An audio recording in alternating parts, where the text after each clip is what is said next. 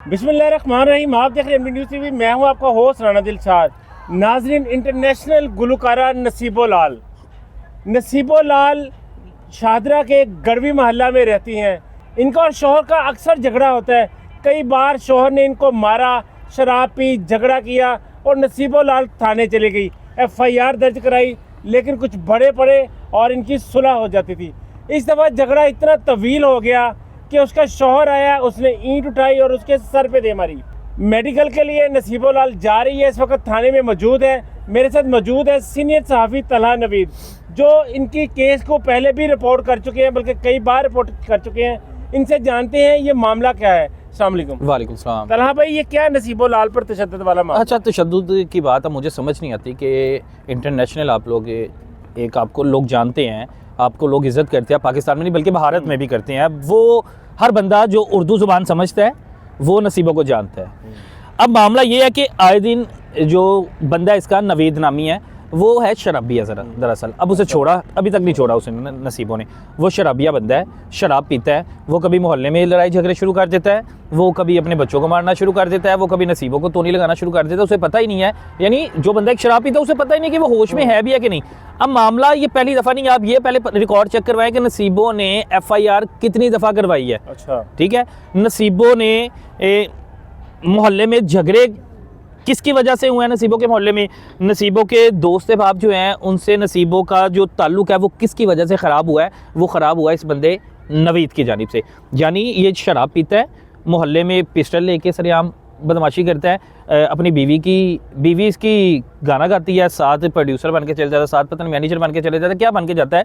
लेकिन बात यह है कि अगर तुम कहते हैं ना कि अल्लाह ताला इज़्ज़त देते, औकात में रहना चाहिए, औकात से बाहर नहीं होना चाहिए। अगर नसीबों को इज़्ज़त मिली है तो इस बंदे को चाहिए कि औकात में रहे। बीवी के टुकड़ों पे अगर पाल रहा है, बीवी के टुकड़ों पे एक रोटी खा इसे मिल रही है, तो उसी बीवी को मारता है। अब मामला हुआ क्या, जो FIR दर्ज हुई है, FIR में लिखा गया जी, उसका मतन जो मैं आपको बता रहा हूँ कि घर आया, उसमें ये नहीं लिखा गया कि इस बंदे ने शराब पी थी। इस बंदे ने शराब पी थी 110% श्योर, क्योंकि मैंने मोहल्लेदारों से जो मेरे ज़राए हैं मैंने उनसे पता किया, उन्होंने बताया कि नवीद ने शराब पी हुई थी जब ये घर आया। और शराबी बंदे को तो वैसे ही अकल मौत नहीं होती।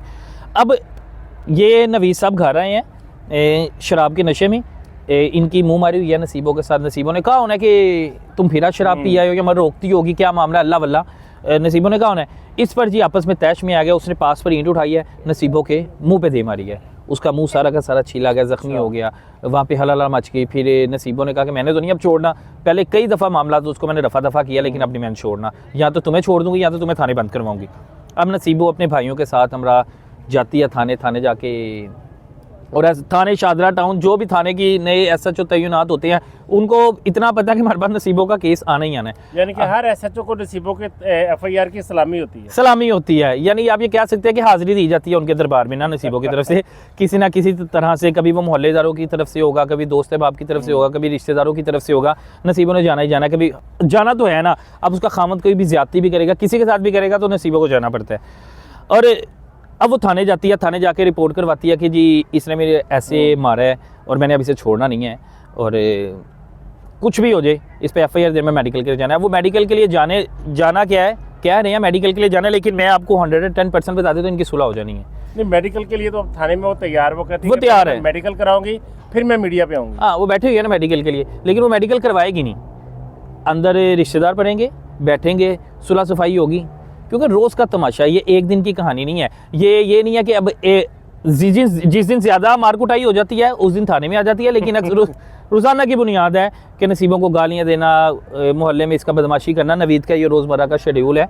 अब या तो नसीबों को चाहिए इससे अलहदगी इख्तियार करे, या यहाँ इसके साथ रहना, वो तो फैसला उनका अपना है, उनकी इस दवाजी ज़िंदगी है, उसके बारे में हम कुछ बात नहीं कर सकते।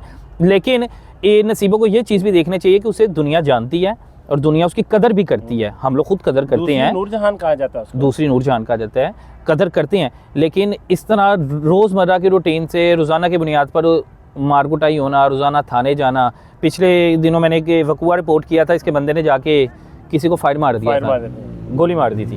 अब अंदाज़ा करें कि उसका इतना हाथ खुला, उसे नहीं पता कि वो शराब के नशे में क्या कर रहा है। अब वो शराब किन के पैसों की पीता है? नसीबों के पैसे की पीता है। खुद क्या काम करता है? आप मोहल्ले में जाए, उसके ये 7 मोहल्ला है, उधर जाके पूछें, मोहल्लेदार बताएंगे जी नवीद साहब सिर्फ नसीबों नाल जाते हैं, नसीबों के अकाउंट में जो पैसा होता है उसको सिर्फ उड़ाने के लिए। अब वो बंदी स्ट्रगल करके अगर अल्लाह ने उसे इज़्ज़त दे दी, अगर वो आ गई है, लेकिन वो पैसा बेगम का ही खा रहा है, उसको यानी अपनी इज़्ज़त नफ्स है ही नहीं उसकी इज़्ज़त कोई। तलहा भाई जो कसरत से शराब नोशी करता है, क्या वो अपने अंदर वो जेलसी तो नहीं है जो हर एक मर्द के होती है कि मर्द कहता है यार मैं औरत पर हुक्मरानी करूं। जब औरत कमाना शुरू कर देती है तो फिर वो मर्द की हुक्मरानी नहीं रहती, वो कमाता है, जाता है, फंक्शन में जाती है, उसको इज्जत मिलती है, इसको पीछे वाले निश्चित पे बढ़ा दिया जाता है। करो एहसास कमतरी की, जब आप अपनी बेगम का बैग उठा के उसके पीछे चलते हैं सेकंड बन के, तो फिर आपको शौहर नहीं कहा जाता। मैंने आपको बताया गैरत नाम की एक चीज़ होती है, कुछ मर्दों में वो चीज़ ख़त्म हो जाती है। वो इस वजह से ख़त्म हो जाती है कि उन्हें पता कि हम लोगों ने अपनी बीवी के टुकड़ों पे पलना है, और जब वो बीवी के टुकड़ों पे पलते हैं ना तो बीवी इज्जत नहीं करती। इज्जत उसी मर्द की घर में होती है जो खुद कमाता है, अपनी बीवी को खिलाता है, अपने बच्चों का पेट पालता है। जब घर में खातून की कमाई आती है, खातून घर का सारा सर्कल चलाती है ना, वो ना अपने सास की इज्जत करेगी, ना अपने ससुर की इज्जत करेगी, ना अपने बंदे की इज्जत करेगी। तो अगर वो नवीद को बुरा भला कहती है या नवीद को शराब पीने से रोकती है, जो सही काम है, तो नवीद को खुद होश के नाखून पकड़ने चाहिए कि कब तक वो बर्दाश्त करेगी।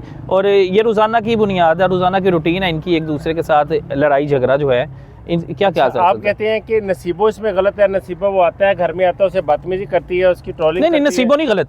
बंदा शराब पीता है, अब एक शराब पीता है, वो रोकेगी, नसीबो रोकेगी तो वो तो आगे से बदतमीजी करेगा। अब मामला ये है कि अब वो या तो शराब छोड़ दे या नसीबो उसे छोड़ दे, यही मामला तो हो सकता है। अभी आज तक इसने शराब नहीं छोड़ी उस बंदे ने, अब नसीबों के सामने बैठ के पीना, नसीबों को ये देखना चाहिए कि मेरे बच्चों पे क्या असर पड़ेगा। बेटी जो होती है अपनी माँ जैसी बनना चाहती है, बेटा जो होता है अपने बाप जैसा बनना चाहता है। अगर बाप ने कम है तो बेटा यही कहेगा कि मैंने माँ की कमाई खानी है। नसीबो सुलह करती है इस मामले में। तो मैं ये कहूँगा कि सोशल मीडिया का ड्रामा है। जिस तरह कुछ लोग नंगी वीडियोस करके वायरल हो जाते हैं, कुछ लोग आपस में लड़ाई झगड़े करके, यूट्यूबर जो हैं सोशल मीडिया बदमाशी करके वायरल हो जाते हैं, या तो फिर मैं ये भी कह सकता हूँ, मेरे अंदाजे के मुताबिक कह सकता हूँ, अगर रोज़ाना की बुनियाद इनका लड़ाई झगड़ा कि सोशल मीडिया की रौनक बने रहने के लिए या सोशल मीडिया की जीनत बने रहने के लिए कि ये सारे मामला नहीं होते, ताकि एक दिन खबरों में चलूँ 2 घंटे बाद पता लगे नसीबों की सुलह हो गई है। नहीं, नसीबों को तो ऐसे स्टंट की जरूरत नहीं है ना, इसके शोहर को हो सकती है, नसीबों के पास जरूरत ही नहीं है ना। फिर मैं यही कहूँगा ना, मैं बता रहा हूँ कि अंदाजे के मुताबिक यही कहा जा सकता है कि जब आपने सुलह करनी है, एक्शन लेना तो एक बार पूरी तरह लो, ताकि एक दफ़ा बंद करवाओ, उसे पता हो कि बंदे का पुत्र बने कि मैंने आइंदा के बाद शराब नहीं पीनी, मैंने आइंदा के बाद मारना नहीं है, मैंने अपने बच्चों की तरबियत सही करनी है। पुलिस वाले बैठा के से पूछे सारी ज़िंदगी तुमने खुद क्या कमाया है, सारी ज़िंदगी बीवी के टुकड़े पर पलते रहे, उसे ही मारते हो। जैसा कि अभी आपने थाने में, अभी मेरे साथ मौजूद थे, थाने में देखा नसीबो लाल बड़ी गर्म थी, सख्त मिजाज हुई थी, वो कह रही मैंने इसके साथ सुलह नहीं करनी, बल्कि वो तो गंदी गंदी गालियाँ भी निकाल रही थी। क्या आप समझते हैं कि इस बार भी सुलह होगी? हो जाएगी, फिर सुलह मेडिकल नहीं होगा, इतनी आप लिख लें, मेडिकल नहीं होगा, जो मर्जी हो जाए, इनका मेडिकल नहीं होगा। क्योंकि ये जिस एरिया में रहते हैं, जो ये लोग हैं, कि इनमें मैंने बताया कि रोज़ाना की बुनियाद पे झगड़े होते हैं, एक दूसरे से झगड़ा करेंगे, लेकिन ये थाने तक चले जाते हैं, थाने से आगे ये डरपोक हैं, कुछ भी नहीं करते। यानी अल्लाह ताला ने फेम तो दे दिया, नाम दे दिया, पैसा दे दिया, मेंटालिटी इनकी वही वाली है, कड़वी वाली, जिस माशरे में सारी ज़िंदगी रहे उसी चीज़ को सोचते हैं। बहुत शुक्रिया तलहा साहब। नाज़रीन, मेरे साथ मौजूद थे सीनियर सहाफ़ी तलहा नवीद, जिन्होंने पहले भी नसीबो लाल और उसके शौहर की जो झगड़े, FIR, मुकदमे हैं, रिपोर्ट किया। आज भी ये थाने के बाहर मौजूद है। इन्होंने नसीबों के साथ ऑफ द रिकॉर्ड बात की, मेरी भी बात हुई, लेकिन नसीबों का कहना था कि मैं आज सुलह नहीं करूँगी। ख़ानदान के सारे बड़े भी थाने में मौजूद हैं, सुलह के लिए दबाव डाल रहे हैं। नसीबों का कहना है कि मैंने सुलह नहीं करनी, इस बंदे को मैंने छोड़ देना है, इसको इबरतनाक सज़ा देनी है। देखते हैं आगे जाकर मेडिकल करवाती है या इसको माफ़ करती है।